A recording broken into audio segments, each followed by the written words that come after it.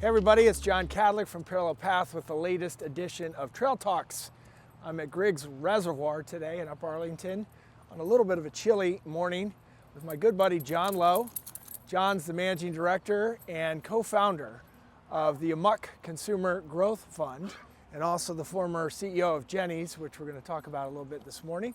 So thanks for joining, my friend. My pleasure. Good to see you. What are the chances we just bump into each other out here and I happen to have a fluffy microphone on? Right. It's so random. And we're dog walking today, so if we have to take some breaks along the way, I think you'll understand. So for those that don't maybe know as much about your background, John, maybe give us a minute on Amok and your time at Jenny's and anything else you think would be helpful, and then we can get into it. All right. I started life as a lawyer, quickly realized that that was going to be a tough way to make a living. Smart guy. I enjoyed the M&A, did a little bit of that, then went to GE, had a great experience there, loved it, and then got invited to come join old friends who had started Jenny's. I think they'd been in business 7 years, and that was a tremendous experience. I did that for 14 years, had a blast. We grew a great team, had a level of success. Still on the board there, but I came out to, I stepped out of the CEO role a couple of years ago. Hold on just a second. Hey, Brutus, No problem. come on. And started Amok Consumer Growth Fund, the idea being that there are other companies that kind of look like Jenny's looked when I joined it. Great brand, differentiated products. We can join sort of behind the scenes, help with some operations, some financing, and grow those companies big enough to sort of get to the next level and take a big premier private equity growth investment. Well, that's good, and I want to get into Amok in more detail here in a minute. But if you don't mind, I'd like to just start with some of your time at Jenny's, knowing it was a good part of your career to this point, and obviously a powerhouse brand. Right. That you and your team did some amazing things there over a relatively short period of time. I'm sure for you it felt like eons, but at times a lot of brands don't grow as quickly as Jenny's did in that 14-year track when you were there. So, you know, we could probably spend all day on that, but if you sort of had to summarize maybe some of the key unlocks for you during your time there that really took the brand from A to Z in an accelerated fashion, like looking back a little bit now, what would you say those things were? It's a great question. There's a lot there. Yeah. Few things that stand out. When we had finally had enough success to start to hire great people who had done big things at other companies, had learned a few things that we hadn't learned yet, it was enormously helpful. At one point, the wholesale business was doing well, but we had sort of grown it as much as we could through hustle and muscle and whatever, and we needed to find somebody who had done sales and knew what they were doing when they were talking to Whole Foods and the like. And when we found the right person, it was a major unlock, your word, to our next stage of growth. Same was true in our shops. We had an absolutely wonderful person leading the shops.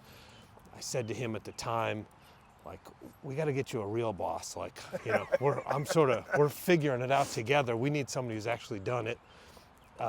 We hired a great person from L Brands. He stepped in, helped us grow immensely.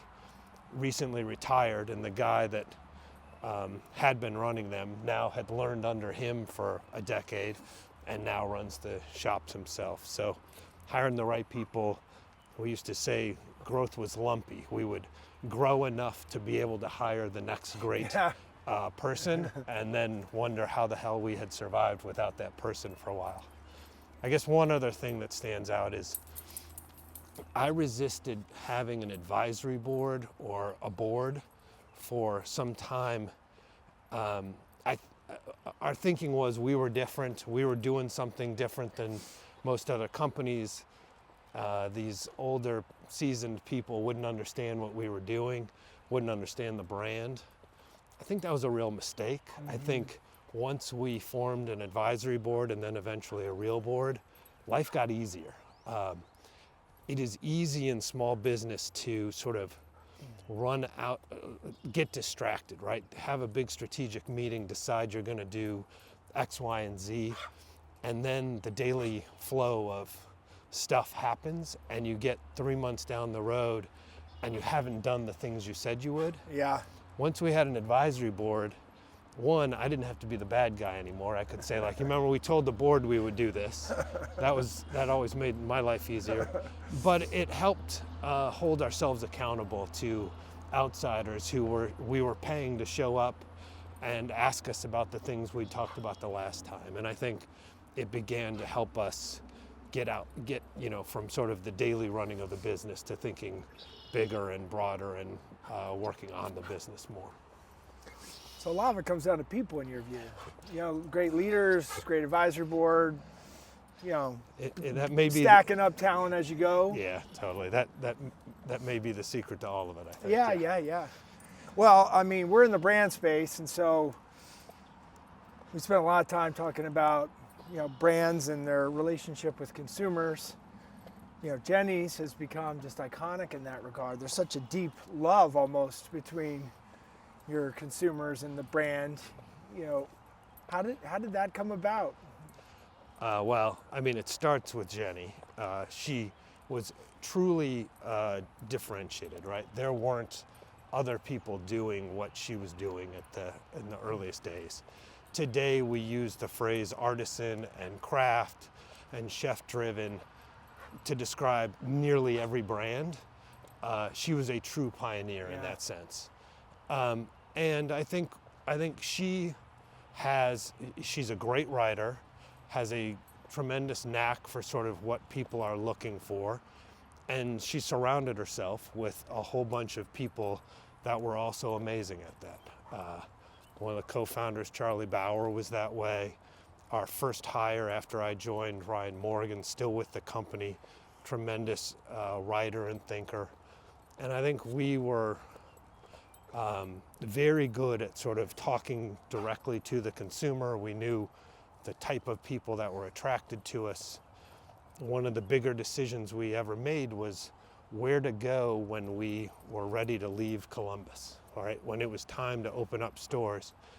And some people would say, you go to Dayton or Cleveland or Cincinnati or sort of, the next city. And we made the decision to go to Nashville. And I always thought of Nashville as country music. That was not correct. It was the music industry. And most importantly about it, it was the creatives around music. And when we were considering it, we walked into a coffee shop next to a place we were considering putting our first store there. And I saw a whole bunch of people with MacBooks and headphones on working in and around the music industry. And we're like, oh, these are our people. They'll get what we're trying to do, right? We wanted to serve the creative class and interact and talk with them directly, and that proved very meaningful in sort of the growth of the brand. That's such a good insight, especially the city location and like trying to find my people. Yeah. And not necessarily do the geography game, right, which is right. probably a little bit more expected and so forth. Yeah. So, sorry, Brutus is excited to be here. Brutus needs to take care of some business. We understand. So he just wants to sniff. Yeah, well, I get that too. So, again, you know this better than anybody, but growth isn't without its pain and suffering. Right. So I'm sure there were lumps and bumps along the way. We don't have to get into all the details of such things, but I'm curious just more at a bigger level, you as a leader, when those things showed up at your doorstep, how did you face them? What did you do personally to kind of get through those moments? And maybe it was different the first lump and bump versus the 100th lump or bump along the journey at Jenny's. We had a major food safety scare in 2015. Yeah, I remember that. And I was fortunate to have gone through crisis leadership training at GE. One of the things they trained us on, they showed that we were at sort of a camp setting, and we ran a path of 3 miles, and during it they had a fake bear sound come out. Hold on just a second. Hey, Brutus. Hey, come on, walk with me. Come on. And as the bear sound, like, they videotaped us to see how we reacted to that. And it was pretty obviously, it was like the JV version of a bear sound. Like, we knew it was fake immediately, it wasn't scary. Well, they also had done that with Navy SEALs and with NFL players. And the NFL player video, these big, strong, hunking guys running, and in that sense, they had a more realistic bear sound and a fake bear pop up. And when they saw the bear, they go down here? Sure. They scattered in 100 directions, like just panicked. And then they showed the video of the Navy SEALs. Navy SEALs are running along, and they stop and they turn directly toward the bear, assess the situation, realize it's fake, and keep going. And the training was like, turn directly into your problem, face it, deal with it head on, and keep moving. And we used to tell that story to the team at the time of like, we got to be transparent with consumers. We've got to take the long view about the brand and what this means. We got to make sure, first and foremost, we do no harm and we protect everybody. But we just got to face into the bad facts and deal with them. And I think, I think the leadership team handled it extraordinarily well. Still the worst year of my life, but proud of how we responded when the bumps came. What a great anecdote. Yeah. Like face the fire in so many ways. That's right. Well, let's turn the page a little bit. Your new life at Amok. And, maybe before we get into the specifics, like, how did that come about? Like, you had probably had a lot of choices when your time at Jenny's came to a close in the operating capacity. So, like, what was the inspiration behind Amok? I always loved the early days of Jenny's. It was the most fun to me. When you're a small little company, deciding where you are placing the next store feels like you're, you've got all the chips in on that call.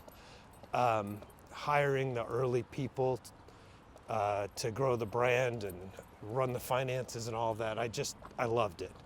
And so I was anxious to get back to that. I am not a entrepreneur and a founder in the sense of starting a brand. I spent some time thinking about it, but that's just not me. And I had seen so many companies in my Jenny's travels that, had some of the magic of a Jenny's and just needed some more money and needed some expertise and help to grow. And I knew I had access to some world-class talent that would join me on the effort, and maybe we could step in and really help some companies, and frankly, just have a blast doing it.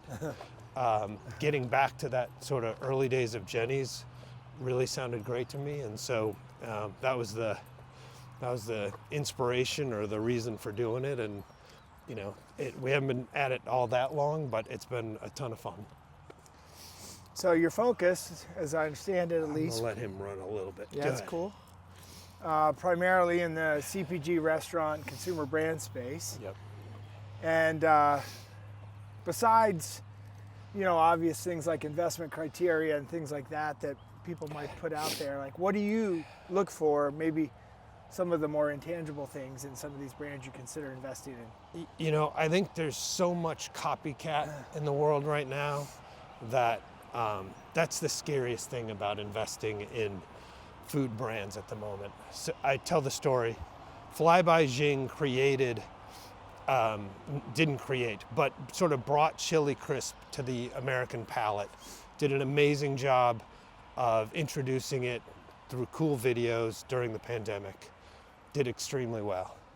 The very first Expo West big food show a year after the pandemic, there were 11 food companies selling chili crisp, right? It was like, Flyby Jing can get big enough on Chili Crisp and then some add-on SKUs, but 11 companies can't be successful doing that. Yeah.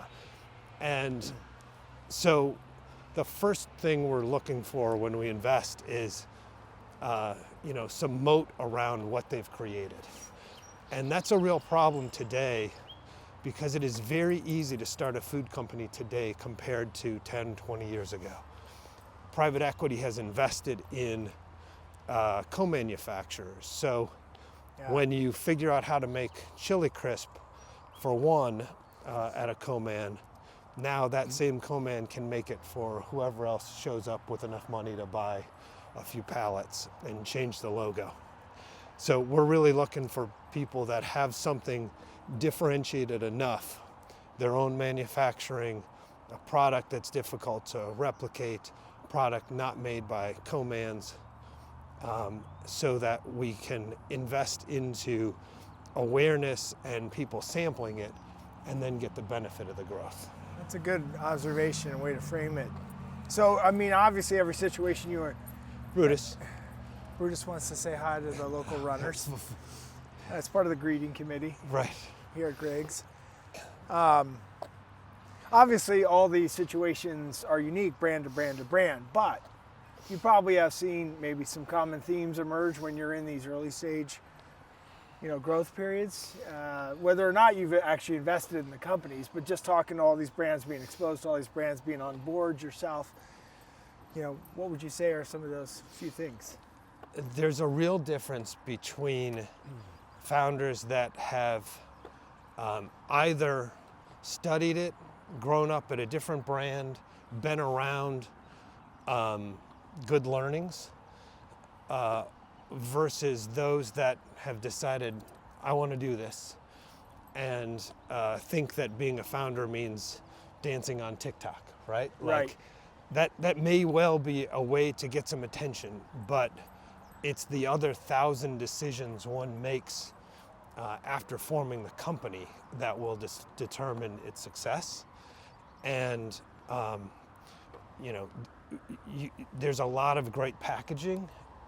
We're looking for great packaging, great product, but then founders and leadership teams that have some brains and some experience and some wisdom that you can really bet on. Okay. And finding that combination is the most important thing. Okay. You want to turn around here at the bridge Sure. and start going back? Sure. With Brutus? Hey, Brutus, We come don't on. end up in another zip code? Sure. I'll come over here. You need me on here. All right. Okay, well then, obviously, if you are an early stage entrepreneur, you've experienced a little bit of success, maybe you're looking for that next level of juice, you do have options, and maybe more than ever, right? So give you a chance to sort of have the commercial for Amok, like why you guys or why your model versus alternative choices. Yeah. Look, there's a lot of great funds, and we're friends with almost all of them. I think we look different than most in that we are operators. We are people, and I'll just tell you about my 3 business partners. First is Rochelle Lynch. She was the chief sales officer at Jenny's. She grew up at Burt's Bees, then Plum Organics, then Jenny's, then Hugh Chocolate, Magic Spoon, sort of a murderer's row of tremendous brands that she,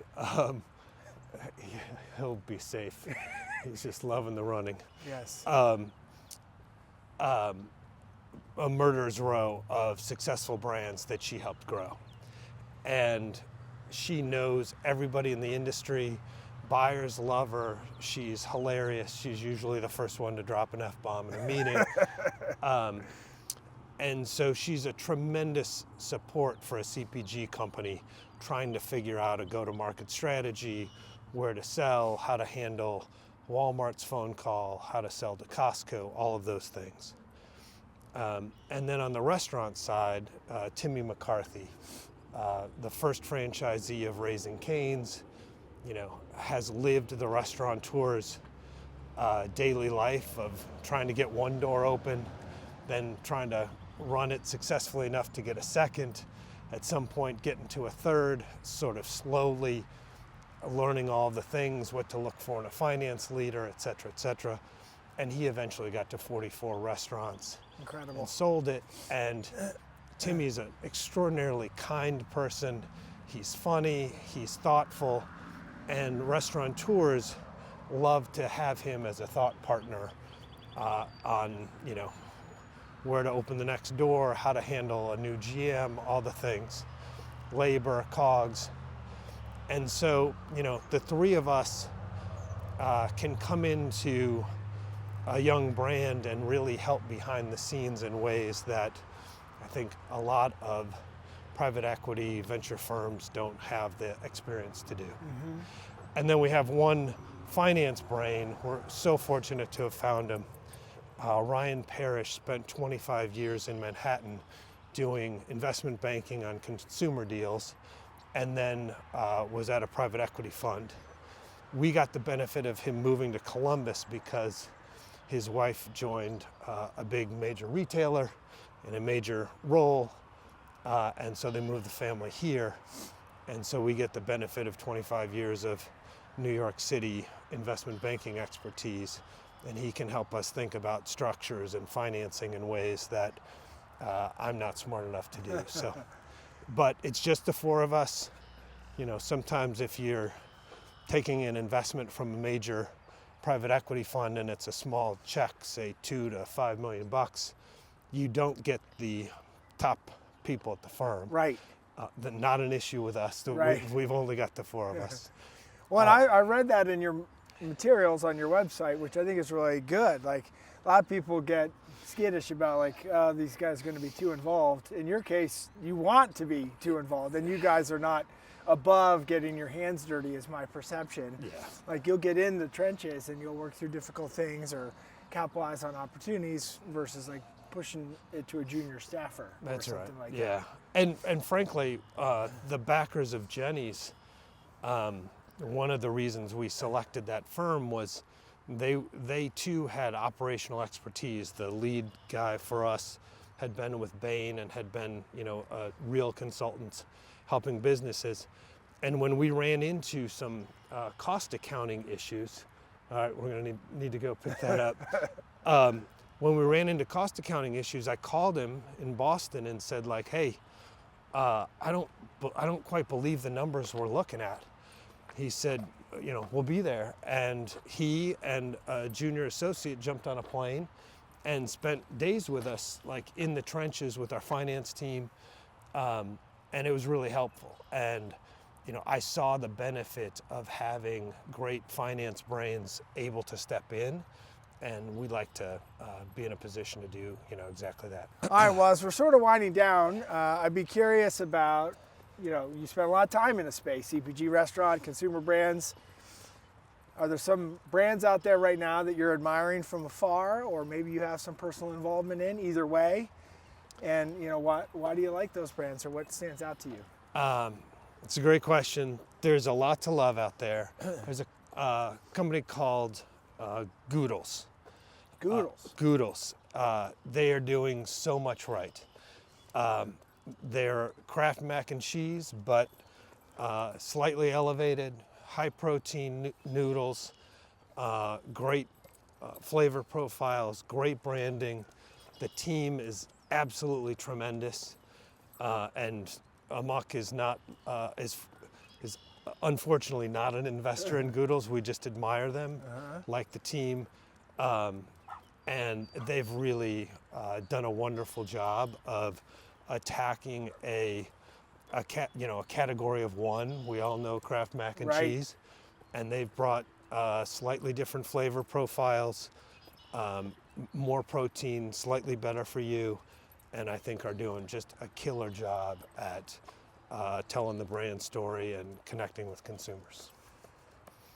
I'll have to check them out. Yeah, so hopefully they'll send me a nickel, but Right. Well, with so. this massive distribution That's of right. Trail That's Talks, right. I'm sure you'll get on their radar. How many tens of people are going to be watching this? Fives of people. My mom. Let's not get too ahead of ourselves. Your mom would love this. I can't wait to share it with her. Well, knowing that we're focused a lot in the health and wellness space, and that's a broad definition, sort of anything in service to human health, and We work in similar spaces, as you know, with our common friend, Matt Eisenacher at First Watch. A little shout out there as well. He's a great one. Absolutely. But in the health and wellness space, generally said, so I always like to ask a question like, what's one thing you do for your own personal health and wellness?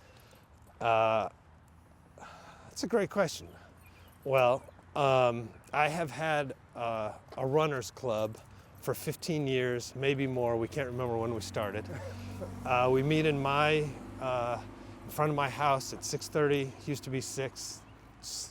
Pushed back during the pandemic, to 6:30. Tuesdays and Thursdays. There's only one rule of the Slackers Running Club. And that is, if you don't show up, we throw a brick through your window.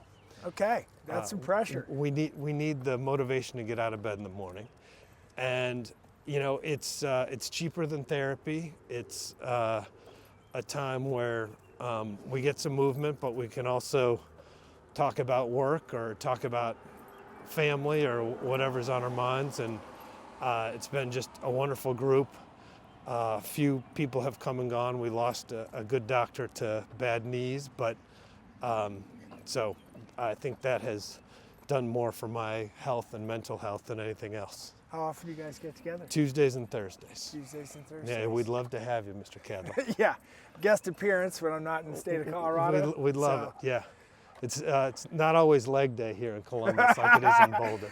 It's still my favorite saying out there. Very nice. You don't need to do leg exercise. Every day is leg day in Colorado. So. Hey, before we go, Yeah. I so admire what you have done.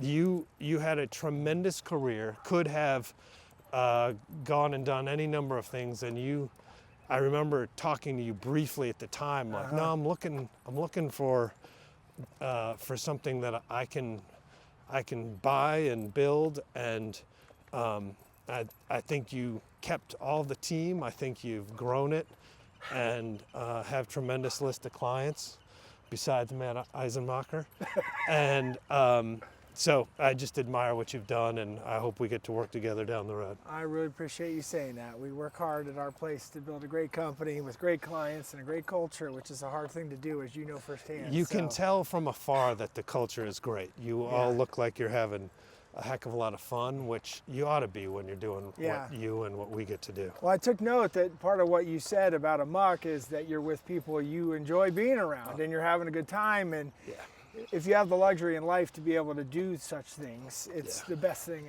it can possibly be. Well, yeah, my business partner Rochelle says, like, we've been around the block, like we don't have to do this. Now we're doing it because it's fun. We're doing it because we want to be around good people, and she's right. And there's a key part of the investment thesis of, like, can we be stuck in a plane with these folks? Can we survive the layover?